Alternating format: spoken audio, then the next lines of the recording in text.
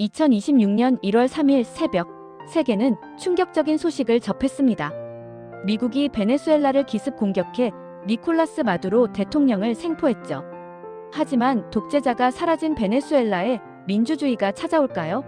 오히려 더 큰 혼란이 시작되고 있습니다. 오늘은 베네수엘라 내부 상황과 국제 여론, 특히 중국의 반응을 중심으로 이 사태를 깊이 있게 분석해 보겠습니다.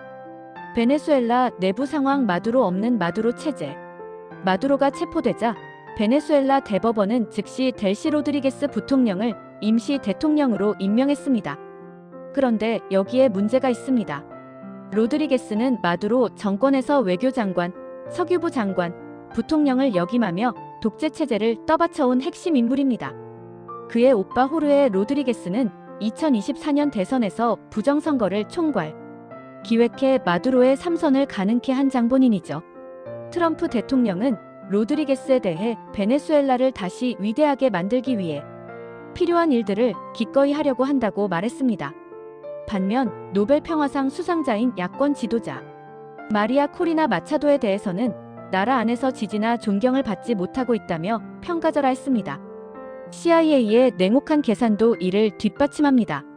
월스트리트 저널 보도에 따르면 CIA는 마차도와 곤살레스 같은 야권 지도자들이 군부, 경찰, 마약 카르텔의 저항 속에서 베네수엘라 정국을 관리하지 못할 것이라고 평가했습니다.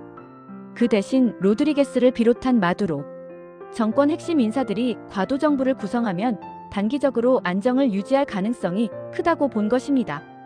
야권의 절규. 현재 스페인에 망명 중인 베네수엘라 야권 지도자 에드문도 곤살레스는 로드리게스가 권력을 유지하는 건 마두로 없는 마두로 체제의 연장일 뿐이라고 비판했습니다. 망명 중인 안드레스 이사라 전 관광부 장관은 미국의 선택은 석유 공급 안정과 질서 유지만을 고려한 냉혹한 거래라고 비판했습니다. 결국 미국이 명분으로 내세운 독재 종식과 민주주의 회복은 공연불이 되고 있습니다. 마약 테러범 처벌이라는 사법적 명분도 무색하게, 실제로는 석유 자원 확보와 전국 안정이라는 실리만 챙기고 있는 것이죠. 미국에 대한 베네수엘라 국내 여론. 갈라진 국민 여론. 베네수엘라 국민들의 반응은 복잡합니다. BBC가 카라카스 시민들을 인터뷰한 결과 일부는 마두로를 몰아낸 미국에게 감사한다며 환영했습니다. 특히 미국에 거주하는 베네수엘라 이주민들은 거리로 나와 마두로 축출을 열렬히 환영했습니다. 하지만 동시에 깊은 우려도 표출되고 있습니다. 한 시민은 베네수엘라 국민들이 마두로 정권 하에 실종되고 투옥되고 사망했지만 우리의 절규를 들어준 나라는 없었다며 이제 시작일 뿐 아직 갈 길은 멀다고 냉소적인 반응을 보였습니다. 주권 침해라는 본질. 더 근본적인 문제는 미국의 행위가 명백한 국제법 위반이라는 점입니다. 외국 정상을 그 나라 영토 내에서 군사작전을 통해 체포하고 해외 이송한 것은 유엔 헌장에 명시된 주권 존중과 영토 보전 원칙을 정면으로 어긴 것입니다. 베네수엘라 정부는 마두로가 유일한 대통령이라며 즉각 석방을 요구하고 있지만 현실적으로 군사력 열세로 인해 할 수 있는 것은 거의 없습니다. 마두로 체포 과정에서 경호원을 포함해 최소 40명에서 80명이 사망한 것으로 추정되고 있습니다. 국제 여론과 중국 반응. 강력한 반발. 가장 격렬하게 반응한 나라는 중국입니다. 여기에는 그럴 만한 이유가 있습니다. 마두로는 체포되기 불과 4시간 전 시진핑 주석이 보낸 추샤오치 중남미 특사와 화려한 만찬을 즐기고 있었습니다. 추 특사는 600건 이상의 협정을 기반으로 한 양국 협력을 논의했고 마두로는 1대1로 이니셔티브에 적극 참여하겠다고 화답했습니다. 중국 입장에서는 특사가 베네수엘라를 떠나기도 전에 미군이 기습작전을 감행한 것이 큰 굴욕이었습니다. 중국 외교부는 긴급 심야 성명을 통해 매우 충격적이며 강력히 규탄한다고 밝혔습니다. 미국의 패권적 행위는 국제법과 베네수엘라 주권을 심각하게 침해하며 중남미 지역의 평화와 안보를 위협한다며 마두로 대통령 부부를 즉시 석방해야 한다고 촉구했습니다. 중국의 경제적 타격. 중국의 분노는 단순한 명분론이 아닙니다. 실질적인 이해관계가 걸려있기 때문입니다. 중국은 베네수엘라 석유 수출량의 무려 80%를 수입하고 있습니다. 지난해 12월 기준 하루 평균 약 60만 배럴을 구매했죠.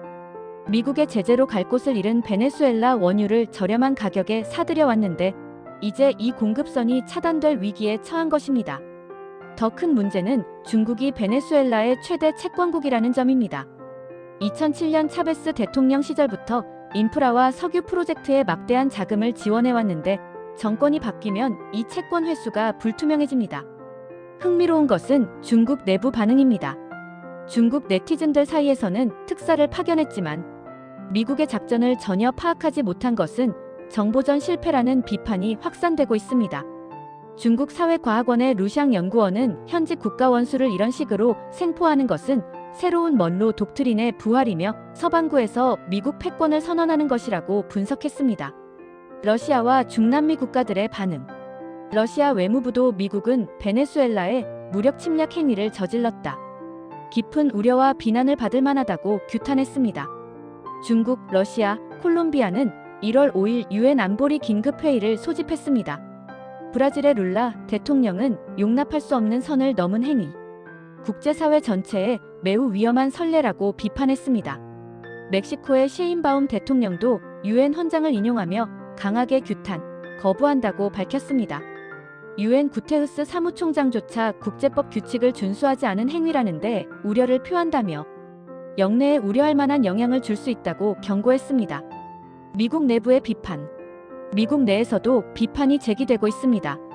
버니 샌더스 상원의원은 노골적인 제국주의라며 다른 국가들이 자원, 약탈이나 정권 교체를 목적으로 다른 나라를 공격하는데 그린라이트를 주는 결과가 될 것이라고 지적했습니다. 뉴욕의 조람 맘다니 시장도 주권 국가를 일방적으로 공격하는 것은 전쟁 행위이며 연방법과 국제법을 노골적으로 위반하는 것이라고 비난했습니다. 미중 관계에 미치는 영향. 이번 사태는 미중 관계에도 심각한 파장을 일으킬 것으로 보입니다. 지난해 10월 부산에서 열린 미중 정상회담 이후 유지되던 안정 기조가 흔들리고 있습니다. 트럼프는 시진핑과 좋은 관계를 유지하고 있으며 중국이 걱정할 필요 없다고 했지만 현실은 다릅니다. 미국은 베네수엘라 석유를 확보함으로써 중국의 저렴한 원유 공급선을 차단하는 동시에 중남미에서 중국의 영향력을 직접적으로 축소시키고 있습니다. 일부 전문가들은 이를 러시아가 우크라이나 침공을, 중국이 대만 침공을 정당화하는 데 이용할 수 있는 선례로 우려하고 있습니다. 국제법과 주권 존중이라는 원칙이 무너지면 힘의 논리만 남게 되기 때문입니다. 마무리. 결국 이번 베네수엘라 사태는 21세기 국제 질서의 본질을 적나라하게 드러내고 있습니다. 민주주의와 인권이라는 명분은 석유 자원과 지정학적 이익 앞에서 쉽게 무너집니다. 마두로 없는 마두로 체제가 계속된다면 베네수엘라 국민들의 고통은 끝나지 않을 것입니다. 그리고 이런 선례가 반복된다면 국제사회는 더욱 불안정해질 수밖에 없습니다. 여러분은 이 사태를 어떻게 보시나요? 댓글로 의견을 남겨주세요. 구독, 좋아요, 알림 설정은 더 좋은 콘텐츠를 만드는 힘이 됩니다. 다음 영상에서 만나요.